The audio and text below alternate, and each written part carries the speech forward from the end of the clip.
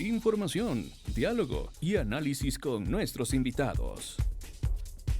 Retornamos en MQ Noticias, emisión central, ya con nuestra entrevista. Damos la bienvenida a nuestro invitado. Se trata de Gustavo Chiriboga, él es supervisor de la Agencia Metropolitana de Control. Dialogamos sobre precisamente el trabajo de esta entidad en cuanto a operativos y algunas clausuras que han ocurrido en estos últimos días. Gustavo, un gusto, bienvenido. Muy buenas tardes. Betty Ontaneda les saluda. Y es que el trabajo de la MC, aunque es amplio, pero también se ha realizado estos controles a varios establecimientos en estos últimos días, por ejemplo, a veterinarias, a camales, incluso clandestinos, que obviamente ya cuando no cumplen con la normativa se deben clausurar. Bienvenido, buenas tardes. Buenas tardes, Betty, muchas gracias por la invitación. Siempre un gusto poder estar aquí en MQ Radio. Sí, efectivamente, como lo ha mencionado, el trabajo de la agencia es constante. Estamos en una operación constante en el territorio, parte de nuestra planificación operativa, pero también en atención a las denuncias de los ciudadanos y de las distintas instancias municipales que piden nuestro accionar. Y efectivamente, en el marco de ese control es que hemos estado presente, por ejemplo, como usted señaló recientemente en el sector de Yaruquí, en la administración zonal de Tumbaco, en donde pudimos percatarnos de la presencia de un camal clandestino, efectivamente, que no tenía el permiso municipal correspondiente, pero que además estaba en unas condiciones bastante feas, por decir, digamos, un término amable, ¿no? Realmente era una situación bien complicada. Teníamos animales degollados, ¿no es cierto? La carne por el suelo, las vísceras por el suelo, baldes llenos de sangre, plagas, obviamente. Obviamente sin ningún tipo de técnica, sin ningún tipo de cuidado en el tratamiento de la carne.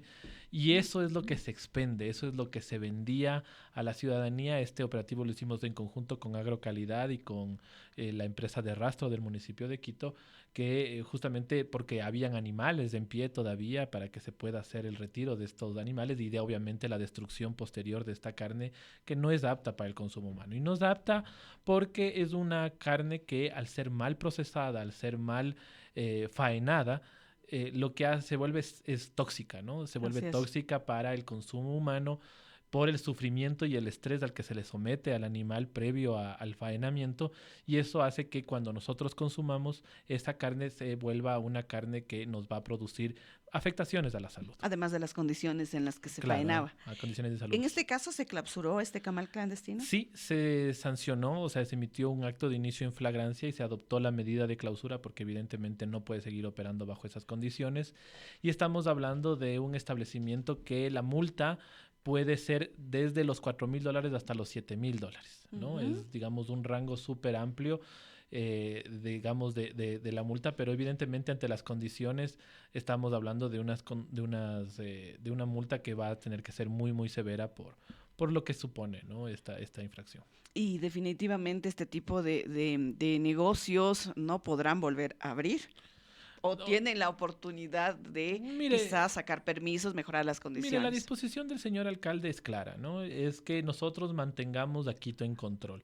Y esto implica que se haga respetar las normas del Distrito Metropolitano de Quito. Lo que dice la ordenanza, lo que dice la normativa municipal es lo que deben cumplir los administrados. No nos oponemos de ninguna forma a que las personas tengan sus negocios, tengan sus emprendimientos, pero hagámoslo cumpliendo las reglas. Si es que los señores quieren establecer su negocio, su carnicería, el expendio de carne, tiene que cumplir con las reglas, y eso implica que pase por los procedimientos que exige la empresa de rastro, que tenga los registros de Agrocalidad y obviamente que tenga la licencia única de actividades económicas LUAE emitida por la administración zonal correspondiente. Y también un operativo que fue en los últimos días es la intervención en un centro de rehabilitación, primero que operaba sin permisos y que también en el sector de Calderón, y que se ocultaba en un establecimiento de niños. ¿Cómo es esta situación? Mire, nosotros tuvimos ahí la alerta por parte de los vecinos de justamente en el sector de Bellavista de Calderón, en donde se había puesto en conocimiento de las autoridades que había presencia de personas que entraban y salían de este inmueble y que podrían haber estado cometiendo algún tipo de ilícito, sobre todo robo a personas. Incluso se tiene información que en el predio colindante opera una casa de acogida de personas adultas mayores que sufrieron también, digamos, los robos por parte de estas personas que al interior de este lugar saltaban el muro y se sustraían las pertenencias de los adultos mayores, ¿no? Entonces, ante este rumor, ante este ruido, se hizo, digamos, un estudio, un análisis, por así decirlo, un análisis previo para poder hacer la intervención. Fuimos e hicimos la intervención y efectivamente nos encontramos que el establecimiento, que tenía toda la apariencia de un jardín de infantes, porque usted entraba, era una casa que tenía unos dibujos, ¿no es cierto?, para niños, usted ingresaba, había un patio grande, al interior habían unas especies de piscinas, pero efectivamente no era un jardín de infantes, sino lo que operaba ahí era una clínica de rehabilitación de adicciones clandestina. Nos encontramos con 47 personas recluidas en este lugar en condiciones totalmente inhumanas, en condiciones de hacinamiento. Usted podría ver en las imágenes que se publicaron en nuestras redes, que lo pueden ver los amigos que nos escuchan, van a ver que hay cuartos llenos de camas, ¿no es cierto? Una al lado de otra prácticamente, en donde se mantenía a las personas en condiciones totalmente inapropiadas. El olor del lugar por el agua emposada en estas especies de piscina era bastante fuerte. Los alimentos que estaban en la cocina, el interior de los refrigeradores, eran alimentos ya podridos, alimentos que ya estaban verdes del moho, que había, digamos, había ollas llenas de alimentos de días anteriores llenas de moscos. Es decir, eran unas condiciones inhumanas, unas condiciones indignas para cualquier ser vivo siquiera, ¿no? Porque inclusive encontramos 8 caninos, muchos de ellos cachorros. Había una perrita que había parido recientemente y que habían unos cachorros ahí que ni siquiera abrían los ojos y que estaban en peores en las mismas o peores condiciones que estaban los seres humanos, ¿no? Pero a esto se suma también los testimonios que daban las personas que estaban ahí, ¿no? Unas personas nos supieron decir que incluso habían sido víctimas de abusos sexuales. Entonces, la situación era bastante compleja. Obviamente, como fue un operativo interinstitucional que lo hicimos con varias instituciones, estuvo presente Policía Nacional, estuvo presente ACCES, que es la Agencia de Calidad y Aseguramiento a la Salud, estuvo obviamente la Agencia Metropolitana de Control, la Administración Zonal de Calderón, agentes metropolitanos de control y también la Unidad de Bienestar Animal, que hicimos una operación conjunta para parar, ¿no?, esto. Nosotros procedimos con la clausura. Y obviamente también se está en curso la posibilidad de una multa que puede superar los $4,000, tanto por no tener los permisos correspondientes como por el maltrato animal, ¿no?, de los perritos que le comentaba. ¿Y qué pasó con las 47 personas que estaban recluidas ahí? Estas personas ya quedaron a órdenes de la Autoridad de Salud Nacional, ¿no? Recordemos que ellos son los competentes, entonces ellos hicieron un proceso de entrevistas a cada uno de los pacientes internos de ahí. Bueno, si se les puede llamar pacientes porque no existía ningún tipo de tratamiento, más bien lo que mencionaban es que incluso estaban siendo víctimas de torturas, maltratos, tratos crueles. Entonces, obviamente no se le puede tratar a alguien como paciente porque no está recibiendo ningún tratamiento, ¿no? Ellos hicieron la intervención, el abordaje. Entiendo que ellos luego tomarán el procedimiento correspondiente, que es ya ponerlos a órdenes de sus familiares si es que no hay la voluntad de permanecer, digamos, o de acceder a un proceso de rehabilitación de adicciones. Y asimismo habían personas, adultos mayores, que estaban postrados, que no podían moverse, que tenían una condición física que les impedía moverse. Entonces también ahí tiene que hacerse una intervención ya desde el ámbito de la salud. Nosotros, por nuestra parte, cumplimos lo que nos corresponde, que es verificar los permisos y obviamente clausurar para que esto no siga operando, ¿no? Porque además estos lugares suelen tener una fachada para ocultar otro tipo de cosas, ¿no?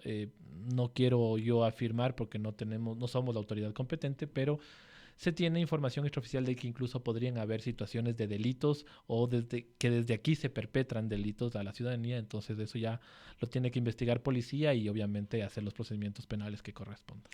Aunque hablamos de este centro de rehabilitación de Calderón, pero en lo que va de este año sí se ha intervenido también otros centros de rehabilitación, Gustavo. Sí, nosotros estamos firmes en revisar estos lugares porque son lugares en donde se atenta contra la vida humana, ¿no? Entonces, gracias a ese trabajo, en lo que va del 2025, nosotros hemos intervenido, hemos clausurado ya 16 establecimientos de este tipo.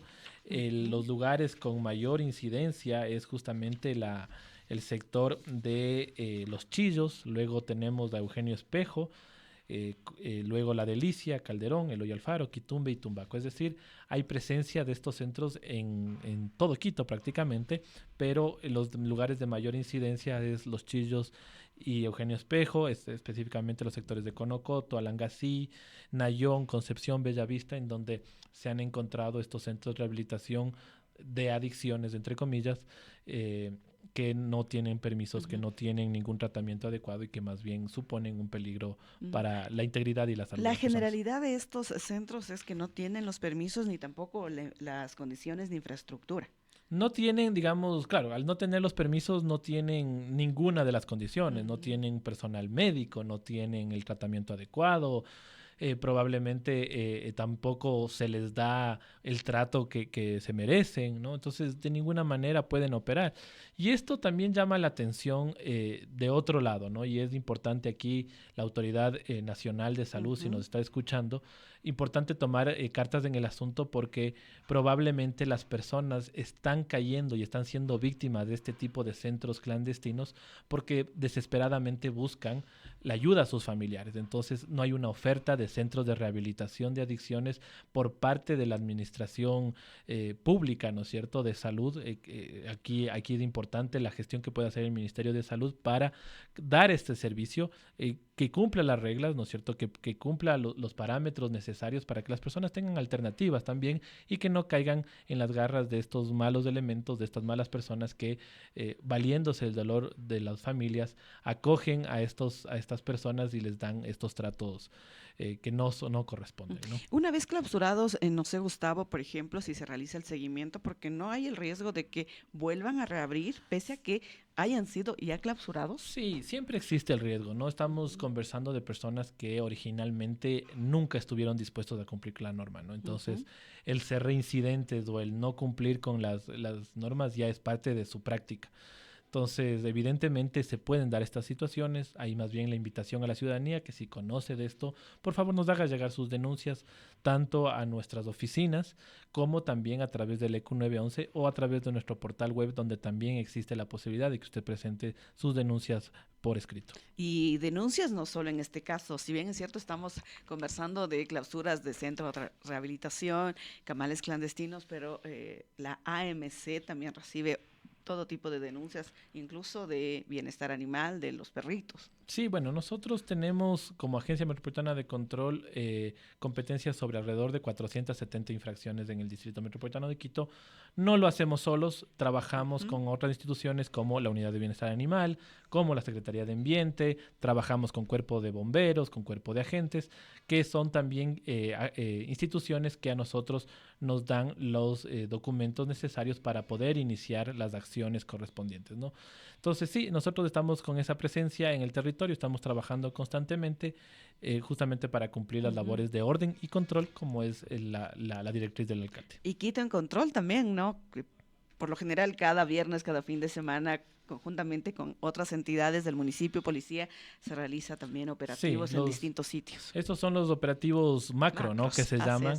Justamente en esta estrategia de Quito en Control. Quito en Control significa, como les decía al inicio, es mantener o velar por el cumplimiento de la normativa en el Distrito Metropolitano de Quito, colaborar en seguridad, porque recuerden que la seguridad es una competencia nacional del gobierno nacional, pero como bien lo dice nuestro alcalde, es incumbencia también de la alcaldía velar por la seguridad de las quiteñas y quiteños, y por eso estamos en este trabajo articulado entre instituciones nacionales e instituciones municipales Tenemos a policía, Fuerzas Armadas, Cuerpo de Bomberos, Intendencia de Pichincha, Cuerpo de Agentes de Control Metropolitano y obviamente también la Agencia Metropolitana de Control, en donde hacemos acciones conjuntos. No me quiero olvidar también de la empresa de turismo, que también nos colabora en estos operativos, justamente para ver este tipo de establecimientos, bares, discotecas, nightclub, lugares donde pueden haber puntos críticos de seguridad. De hecho, mucha de la planificación que se hace en función de cuál es la data que se tiene, por ejemplo, de presencia de robo a personas o muertes violentas a los alrededores de estos lugares, ¿no? Entonces, por eso es importante la presencia del Estado en estos lugares y por eso nosotros estamos trabajando de forma conjunta. Y estaremos pendientes también de estas labores. 12:59. Con esta información nosotros también ya nos despedimos. Que tengan una excelente tarde. Muy buenas tardes.